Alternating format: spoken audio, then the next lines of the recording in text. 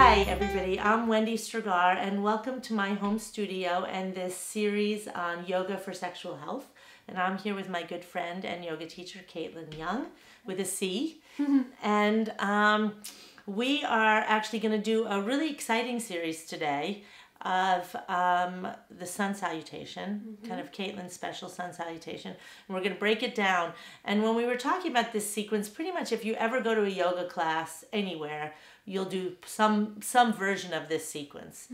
And I think it's kind of like a little pop quiz for it's a barometer that you can measure your sexual health by, because there's a lot of different positions that we're going to show you, and really all of them would bring some level of strength and flexibility and vitality to your sex life. So, you know, it's not like you have to be great at it, and you'll see between us that there's a lot of pieces I'm not that good at, but it's a willingness to do that work that's going to really infuse your sex life. Absolutely. So why don't you talk about why this is such a popular sequence and why everybody sort of starts and ends with this? So we do it to warm up the body. They're active poses.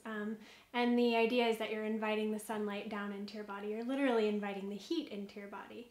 And so we do this as a warm-up series. And that we're going to demonstrate today through a few phases. But in addition to what Wendy said as kind of a barometer, the way that it can apply to your sex life is also, can you hold yourself?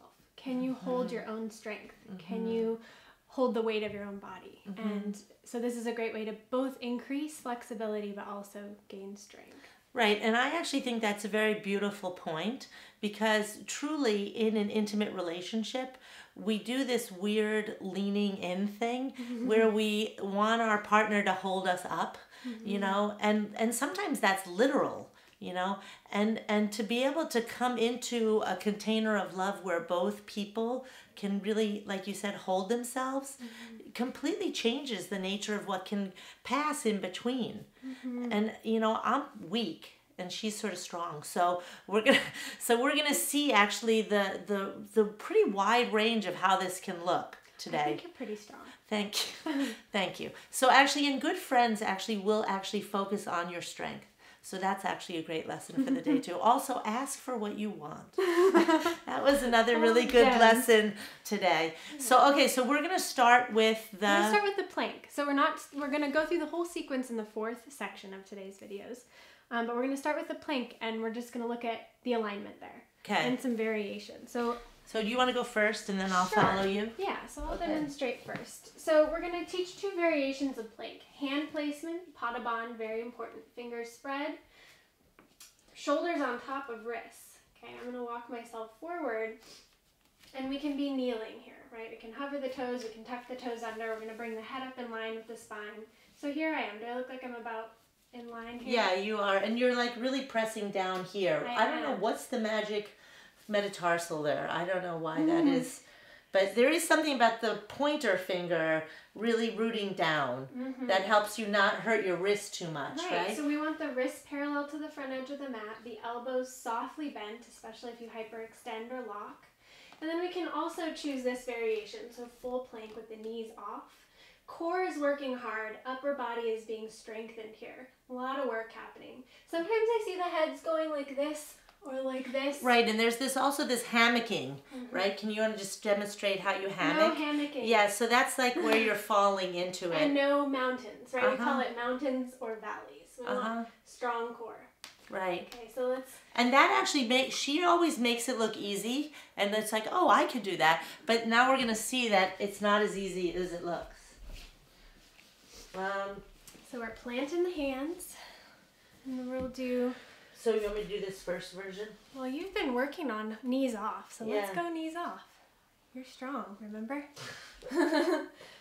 So I actually really have been trying to build my strength, and partly because of what Caitlin said about being able to hold myself actually makes me able to hold myself not just in sex, but in all of the places that I'm stretching in my work. But, you know, I'm kind of shaking a little bit because... you really have to do that order of operations here to get your pelvic floor awake, right? Because I mean, So maybe you should mention that. And especially as we're going to go into this next place, right? Well, and in order to really fully get all of your muscles going, it's kind of ideal for you to be breathing, focusing on the breath rather than talking, because your breath changes when you're speaking. Right. So I'm going to do it again. Okay, let's do it again, and I'll cue you. You can and just actually, breathe. yeah, and also, so cue me about my order of operations. Yeah. So let's exhale and think pelvic floor lifting in and up. Arms are strong, heels are reaching back. Energy's reaching out through the crown of the head and the heels, navel to spine on the exhale. Yeah, let's take 2 more breaths. Nice and strong, little micro bend to the elbows. Yes, beautiful. And then go ahead and lower to the knees. Beautiful. So I could see you kind of dropping into the pose in a different way. And actually I started to really get hot. Yeah. When I was focusing on it. Yeah. Yeah. So don't do it the first way I did it. Do it the second way I did it. Okay, and so from that point, that moves to another even harder position, really. It's more challenging. So, so Caitlin's going to show you how to do it first. Yes, and we're going to do the kneeling variation because this is a great way to build strength in the shoulders, and it's a little bit safer, not as compromising for the shoulder girdle and the lower back. So here we are in kneeling plank, and I'm going to lower my knees. So even if you were, I just want to ask you, even if you were here. Even if you're here. If you were here, you would still come down first to your knees. Chest, chin, elbows in, chest down. Pushing down, and then we'll move on from there. So I'm just showing that piece. Okay, show it one more time. So here we are, plank or plank. Either way, knees, chest, chin, elbows in, chest down. Chaturanga. And it's pretty hard. It's a lot of work there, right? Triceps, rotator cuffs of the shoulders, all building a lot of strength there. And I'm going to maybe make you do a couple push-ups. Okay. So maybe we'll do 3 push-ups just to build some strength. Yeah, because soon we're going to get to that upper body series, right? Okay, great. so I'm going to be the elbows and notice just a little lock there. Yeah, pressing down. Right. Breathing in. Exhale, let's lower the knees, chest, chin, elbows in. Let's come halfway. Right there. Inhale, press yourself back up. Exhale, navel to spine, elbows back. Beautiful. Inhale, up. And exhale, navel to spine, elbows in, chest all the way down. Chest and chin all the way to the floor.